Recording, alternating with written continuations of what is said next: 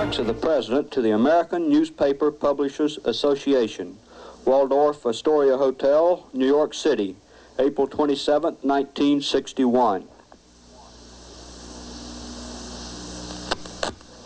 Mr. Chairman, ladies and gentlemen, I appreciate very much your generous invitation to be here tonight. You bear heavy responsibilities these days, and an article I read some time ago reminded me of how particularly heavily the burdens of present-day events bear upon your profession. You may remember that in 1851, the New York Herald Tribune, under the sponsorship and publishing of Horace Greeley, employed as its London correspondent an obscure journalist by the name of Karl Marx. We are told that foreign correspondent Marx, stone broke, and with a family ill and undernourished, constantly appealed to Greeley and managing editor Charles Dana for an increase in his munificent salary of $5 per installment, a salary which he and Ingalls ungratefully labeled as the lousiest petty bourgeois cheating. But when all his financial appeals were refused, Marx looked around for other means of livelihood and fame, eventually terminating his relationship with the Tribune and devoting his talents full-time to the cause that would bequeath to the world the seeds of Leninism, Stalinism, revolution, and the Cold War. If only this capitalistic New York newspaper had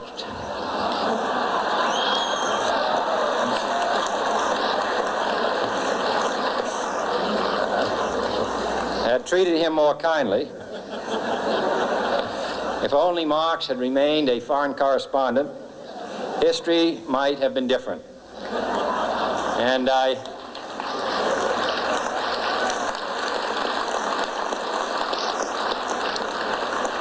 hope all publishers will bear this lesson in mind the next time they receive a poverty-stricken appeal from a small increase in the expense account from an obscure newspaper man.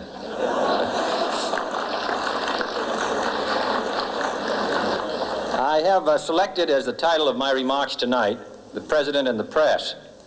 Some may suggest that this would be more naturally worded, "The President versus the Press," but those are not my sentiments tonight.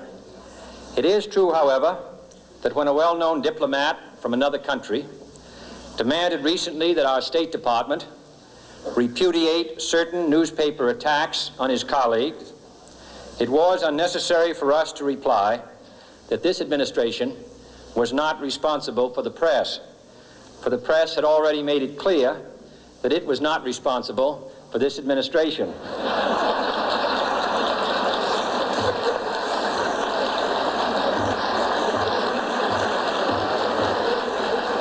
Nevertheless, my purpose here tonight is not to deliver the usual assault on the so-called one-party press.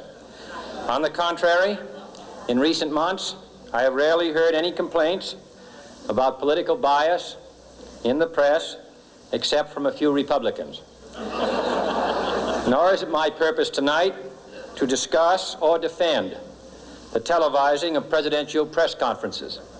I think it is highly beneficial to have some 20 million Americans regularly sit in on these conferences to observe, if I may say so, the incisive, the intelligent, and the courteous qualities displayed by your Washington correspondents. Nor, finally, are these remarks intended to examine the proper degree of privacy which the press should allow to any president and his family. If, in the last few months, your White House reporters and photographers have been attending church services with regularity, that has surely done them no harm.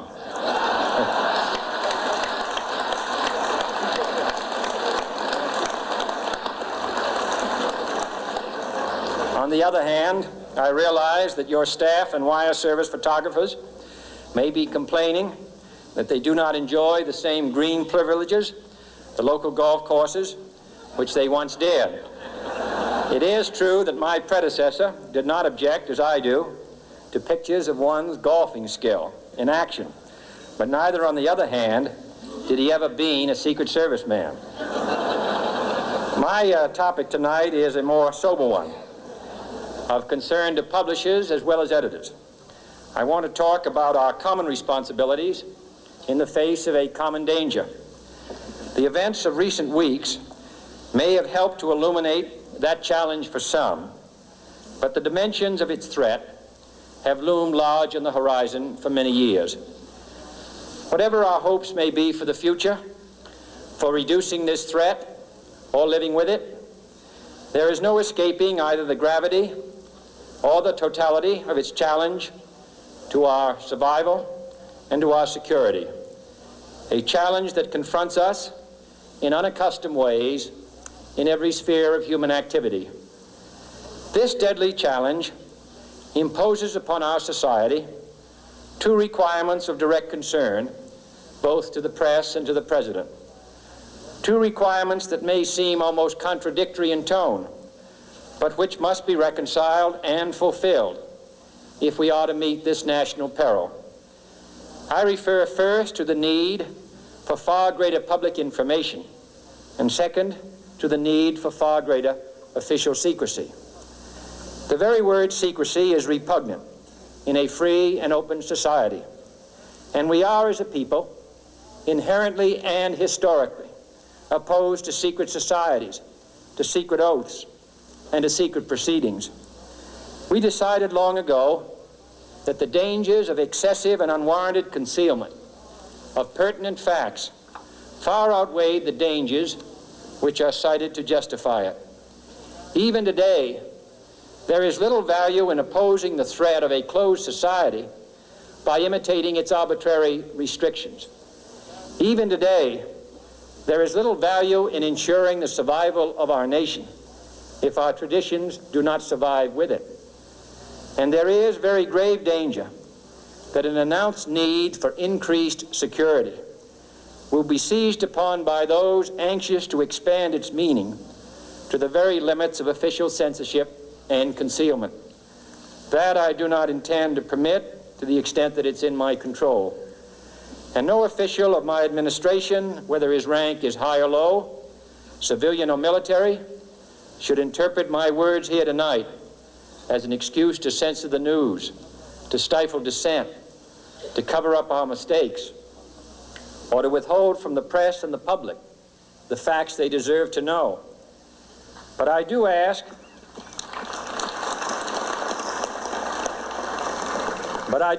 every publisher, every editor, and every newsman in the nation to re-examine his own standards and to recognize the nature of our country's peril. In time of war, the government and the press have customarily joined in an effort based largely on self-discipline to prevent unauthorized disclosures to the enemy. In times of clear and present danger, the courts have held that even the privileged rights of the First Amendment must yield to the public's need for national security. Today, no war has been declared, and however fierce the struggle may be, it may never be declared in the traditional fashion. Our way of life is under attack. Those who make themselves our enemy are advancing around the globe.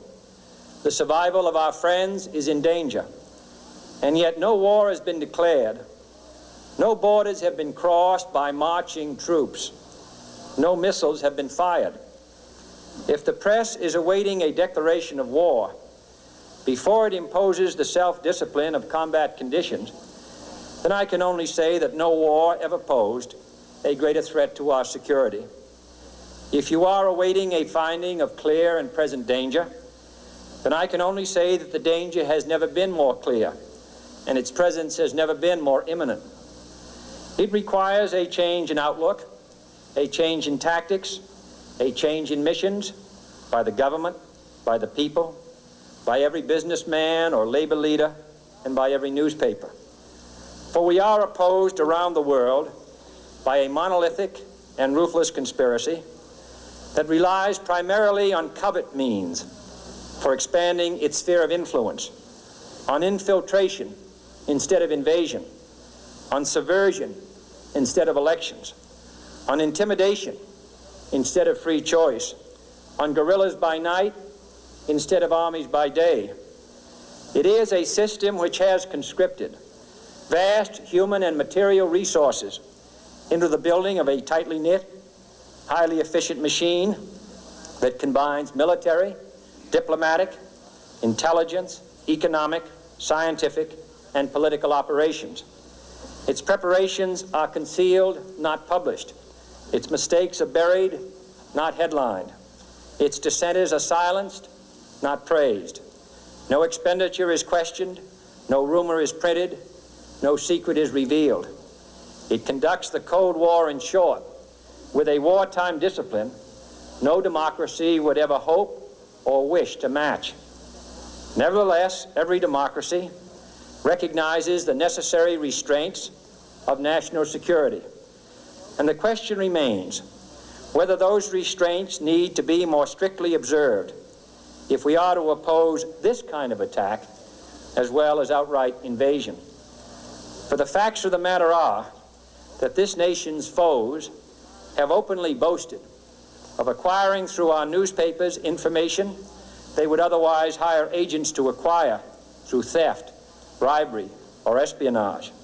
That details of this nation's covert preparations to counter the enemy's covert operations have been available to every newspaper reader, friend and foe alike. That the size, the strength, the location, and the nature of our forces and weapons, and our plans and strategy for their use, have all been pinpointed in the press and other news media to a degree sufficient to satisfy any foreign power, and that in at least one case, the publication of details concerning a secret mechanism whereby satellites were followed required its alteration at the expense of considerable time and money. The newspapers which printed these stories were loyal, patriotic, responsible, and well-meaning. Had we been engaged in open warfare, they undoubtedly would not have published such items. But in the absence of open warfare, they recognized only the tests of journalism and not the tests of national security. And my question tonight is whether additional tests should not now be adopted. That question is for you alone to answer. No public official should answer it for you. No governmental plan should impose its restraints against your will. But I would be failing in my duty to the nation in considering all of the responsibilities that we now bear and all of the means at hand to meet those responsibilities if I did not commend this problem to your attention and urge its thoughtful consideration. On many earlier occasions I have said, and your newspapers have constantly said, that these are times that appeal to every citizen's sense of sacrifice and self-discipline. They call out to every citizen to weigh his rights and comforts against his obligations to the common good. I cannot now believe that those citizens who serve in the newspaper business consider themselves exempt from that appeal. I have no intention of establishing a new Office of War Information to govern the flow of news. I am not suggesting any new forms of censorship or new types of security classifications. I have no easy answer to the dilemma that I have posed and would not seek to impose it if I had one. But I am asking the members of the newspaper profession and the industry in this country to re-examine their own responsibilities, to consider the degree and the nature of the present danger, and to heed the duty of self-restraint, which that danger imposes upon us all. Every newspaper now asks itself, with respect to every story, is it news? All I suggest is that you add the question, is it in the interest of national security? And I hope that every group in America, unions and businessmen and public officials at every level, will ask the same question of their endeavors and subject their actions to this same exacting test. And should the press of America consider and recommend the voluntary assumption of specific new steps or machinery, I can assure you that we will cooperate wholeheartedly with those recommendations. Perhaps there will be no recommendations. Perhaps there is no answer to the dilemma faced by a free and open society in a cold and secret war. In times of peace, any discussion of this subject and any action that results are both painful and without precedent. But this is a time of peace and peril which knows no precedent in history. It is the unprecedented nature of this challenge that also gives rise to your second obligation, an obligation which I share, and that is our obligation to inform and alert the American people, to make certain that they possess all the facts that they need and understand them as well, the perils, the prospects, the purposes of our program, and the choices that we face. No president should fear public scrutiny of his program, for from that scrutiny comes understanding, and from that understanding comes support or opposition, and both are necessary. I am not asking your newspapers to support an administration, but I am asking your help in the tremendous task of informing and alerting the American people. For I have complete confidence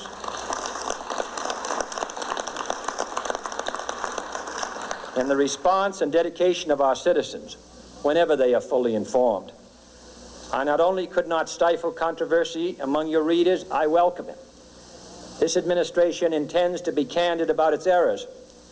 For as a wise man once said, an error doesn't become a mistake until you refuse to correct it.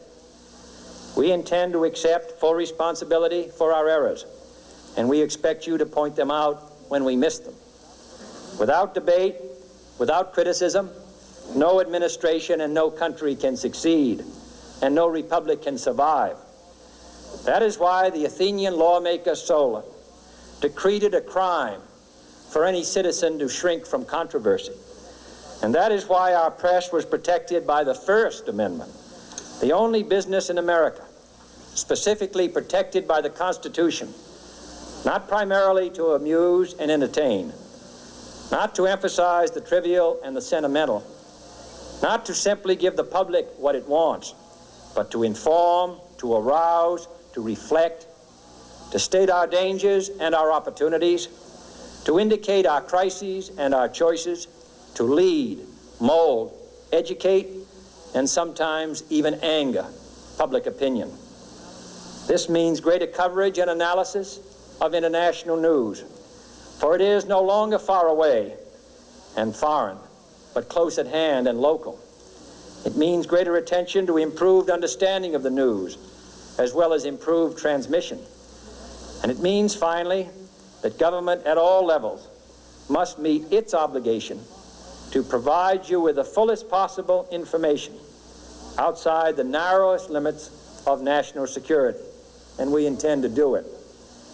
It was early in the 17th century that Francis Bacon remarked on three recent inventions already transforming the world: the compass, gunpowder, and the printing press. Now the links between the nations, first forged by the compass, have made us all citizens of the world, the hopes and threats of one becoming the hopes and threats of us all. In that one world's effort to live together, the evolution of gunpowder to its ultimate limit has warned mankind of the terrible consequences of failure. And so it is to the printing press, to the recorder of man's deeds, the keeper of his conscience, the courier of his news, that we look for strength and assistance, confident that with your help, man will be what he was born to be, free and independent.